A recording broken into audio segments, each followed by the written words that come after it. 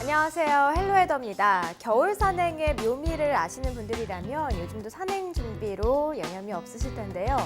오늘은요, 많은 분들이 명산으로 알고는 있지만 이 겨울의 묘미를 제대로 모르는 산이 있어서 소개를 해드리려고 합니다. 지금부터 함께 하시죠.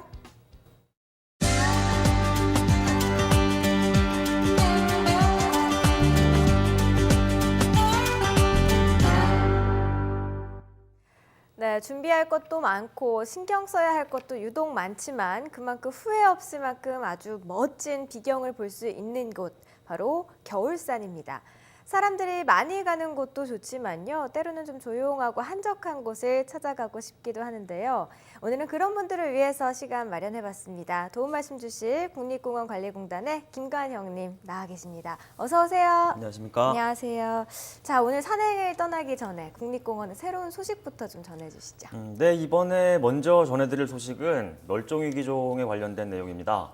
정부 조사에 따르면 태백산 철암 지역과 전남 도초도 일대에 멸종위기종이 가장 많이 서식하는 것으로 나타났습니다. 천연기념물 제217호이자 멸종위기 야생생물 1급으로 산비탈에 서식하는 산양이 있는 곳, 태백산맥과 소백산맥이 만나는 강원도 철암 지역은 전 세계에서 몇 안 되는 산양 서식지입니다. 철암에는 산양뿐만 아니라 수달, 삭, 담비 등 멸종위기 야생생물 12종이 살고 있습니다. 다도해 해상국립공원이 있는 도초도 역시 생태계의 보고라고 할 수 있겠는데요. 구렁이와 먹황새, 수달 등 멸종위기 야생생물은 물론 용암이 굳어져 만든 주상절리도 보전 가치가 높다고 합니다. 네, 이렇게 정부에서 대대적으로 자연환경 조사를 하고 나면 몰랐던 사실들, 학술적으로도 가치가 높은 일들이 발견이 되기도 해서 참 뜻깊은데요. 이런 조사가 꾸준히 일어나서 생태계 보호에 도움이 됐으면 하는 바람입니다. 자, 다음으로 전해주실 소식 있으신가요? 네, 이번에 말씀드릴 내용은 주의를 당부드리는 내용입니다. 겨울 산행에 나서는 분들은 종종 출몰하는 멧돼지를 조심하셔야 합니다. 겨울철에는 먹이가 부족해 배가 고픈 상태인데다 교미기 또한 겨울철이기 때문에 성격이 많이 예민해져 있어 자칫 사고를 당할 수가 있습니다. 멧돼지는 대부분 사람을 피해 다니지만 눈 덮인 겨울산에서는 먹잇감을 구하기가 만만치 않기 때문에 때때로 사람들이 오가는 탐방로 주변에 나타나기도 하고요. 눈이 많이 쌓인 곳보다는 햇볕이 잘 들어 눈이 녹아있는 곳에 자주 나타납니다.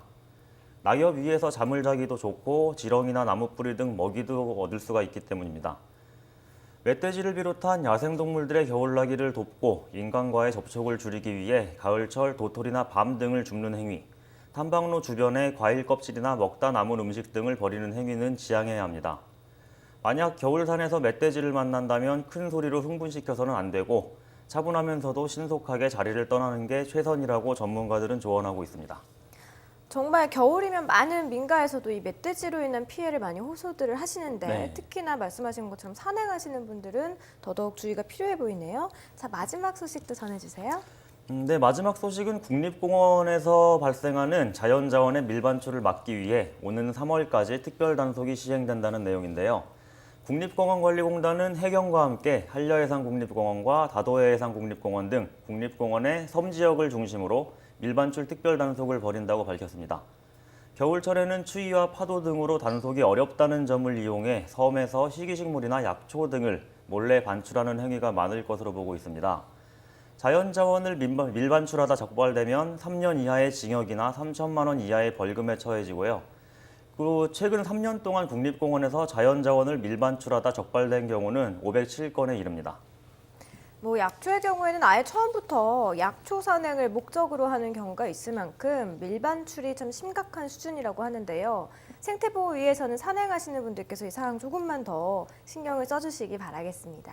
자, 모든 소식 이제 다 전해드렸거든요. 본격적으로 좀 산행을 떠나볼게요. 오늘은 어디로 저희를 또 안내를 해주실 건가요? 네, 오늘 소개해드릴 곳은요. 떠오르는 달이 걸린다 하여 이름 붙은 월악산입니다. 네. 월악산 국립공원은 1984년 12월 31일에 우리나라 21개 국립공원 중 17번째 국립공원으로 지정되었습니다. 행정구역상 제천, 충주, 단양, 문경 4개 시군에 걸쳐 있고요.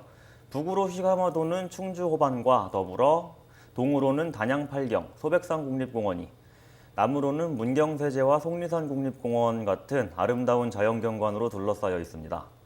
우리나라의 중심에 위치한 월악산은 그 험한 산세로 설악산, 치악산과 더불어 한국의 3대 악산으로 꼽히고 있습니다. 정말 이름부터 멋진 산입니다. 다리 봉우리에 걸려서 월악이라는 이름 참 운치 있죠. 자, 이렇게 이름만 멋진 게 아니라 산 자체도 구석구석에 의미 있고 또 운치 있는 곳이 많다고 들었거든요. 네, 하나씩 소개 좀 해주세요.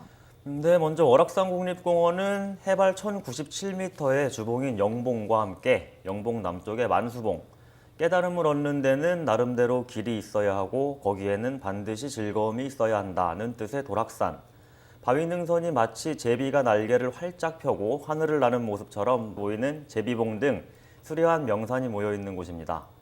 영봉은 예로부터 신령스러운 산으로 여겨지고 있고요. 양편으로 펼쳐진 송계 팔경과 용화구곡이 조화를 이루면서 자연경관의 극치를 자아내고 있습니다.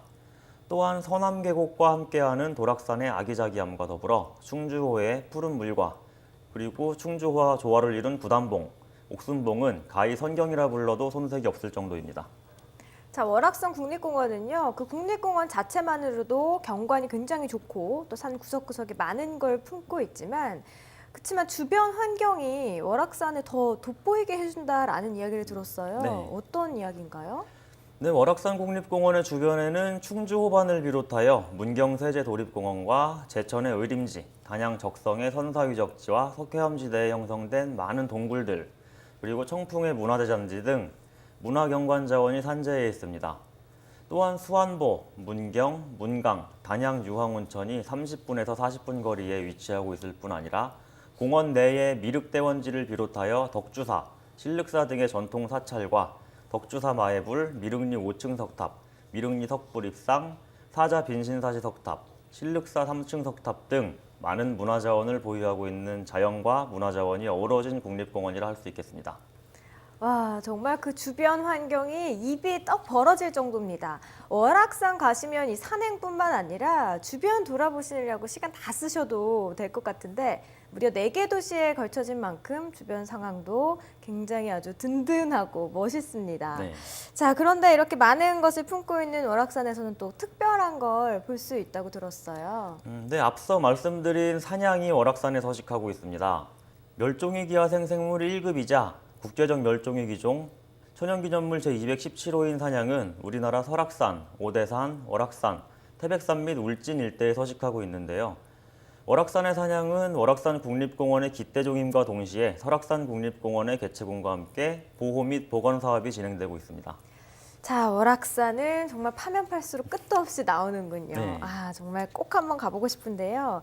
그런데 이렇게 월악산을 찾는 분들이 산행도 산행이지만 또 다른 목적으로 가시는 분들도 있다고 들었어요. 어떤 건가요? 네, 월악산 국립공원에서는요, 매년 겨울마다 빙벽장을 운영하고 있습니다.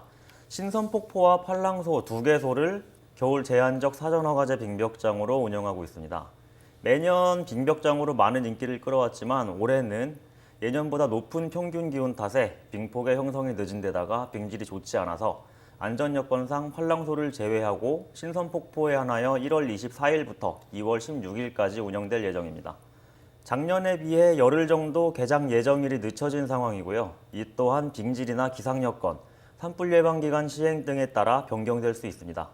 빙벽을 이용하실 분들은 월악산 국립공원 홈페이지에 게시되어 있는 신청서를 작성, 제출하신 후 허가를 받고 이용하실 수가 있습니다. 네, 겨울철에 빙벽 즐기시는 분들이 생각보다 많더라고요. 겨울철 레저로 각광받고 있는데 이 장소가 없어서 마땅하게 없어서 고민이신 분들 아주 좋은 소식이 될 것 같고요. 자, 월악산에 대해서 이제 좀 자세하게 알아봤는데요. 네. 본격적으로 좀 산행을 해봐야 될 것 같아요. 네, 오늘 제가 추천해드릴 코스는 덕주사에서 영봉으로 이어지는 코스입니다. 총 6km로 편도 3시간 40분 정도 걸리는 조금은 긴 코스인데요. 덕주골에서 출발해서 마애불, 송계 삼거리를 거쳐 영봉으로 이어지는 월악산 대표 코스로 송계 8경의 시작 지점인 자연대, 덕주사를 오르는 길에 수경대와 학소대를 둘러볼 수 있습니다. 산세가 험해서 코스 자체가 쉽지는 않지만 기암괴석과 어우러진 소나무 숲과 함께 충주호가 한눈에 들어오는 코스입니다. 산을 좋아하는 분들에게 산행이 힘들지 않냐, 왜 그렇게 산을 찾냐고 이제 묻게 되면요. 마음이 편해져서라는 답을 종종 듣게 됩니다. 몸은 힘들지만 내 생각과 마음이 안정된다고 하는데요. 혹여나 고민이 있으신 분들, 마음의 휴식이 필요하신 분들은 호젓한 월악산을 찾아서 휴식을 취하시면 어떨까 하는 생각이 드네요. 네, 오늘 국립공원관리공단의 김관형님과 함께했습니다. 고맙습니다. 네, 감사합니다. 헬로웨더 오늘 준비한 소식 여기까지입니다. 저희 헬로웨더는요, YTN 웨더 홈페이지와 애플리케이션을 통해서 다시 보실 수 있습니다. 저는 다음 시간에 찾아뵐게요. 함께해 주신 여러분 고맙습니다.